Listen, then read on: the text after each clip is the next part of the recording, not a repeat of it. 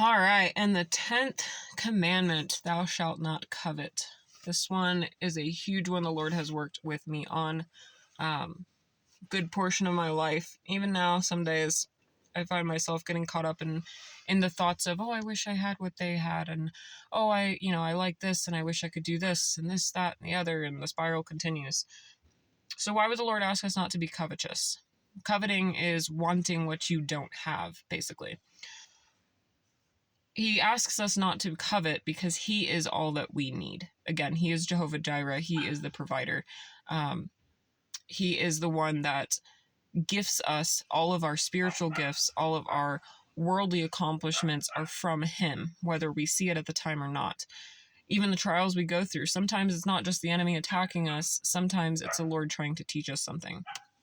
So that being said, if he is all that we need, for example, in Habakkuk chapter 3, it's the very end of the chapters, verses 17 through 19. It says here, though the fig tree should not blossom, nor fruit be on the vines, the produce of the olive fail, and the fields yield no food. The flock be cut off from the fold, and there be no herd in the stalls. Yet I will rejoice in the Lord. I will take joy in the God of my salvation. God, the Lord, is my strength. He makes my feet like the deer's. He makes me tread on my high places.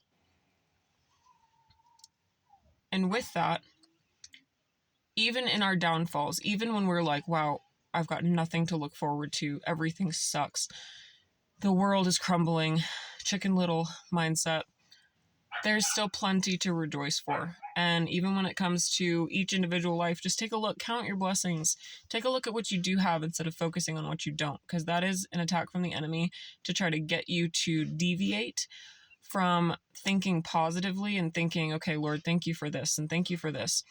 He'll try to get you to think of all the things you don't have. And 9 times out of 10, if it's something you don't have, you probably don't need it. When it comes to finances, the Lord will provide. When it comes to preparations for things, the Lord will provide. And if you don't have it right at the point, well, Lord, I trust that you're going to be there for me when I need you, because he never fails. He will never leave us nor forsake us. So keep that in mind.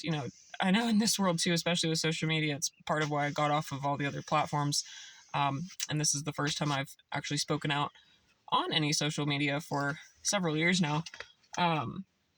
It's easy to get caught up in the wanting lifestyle of wanting more, wanting the big house, wanting the clothes, wanting the family, wanting the this, that, and the other. But again, each one of us are on a path. The Lord is the one who knows the hairs on our heads. He loves us. He wants to take care of us, and he will provide every aspect that we need. And in all, aside from this world will not last forever. He will. And his kingdom is what will be eternal. So if we can keep our focus on him, everything else seems so minuscule when you're really looking at him. And he will give you all of the peace, all of the joy, all of the provisions that you need in life, because he loves you.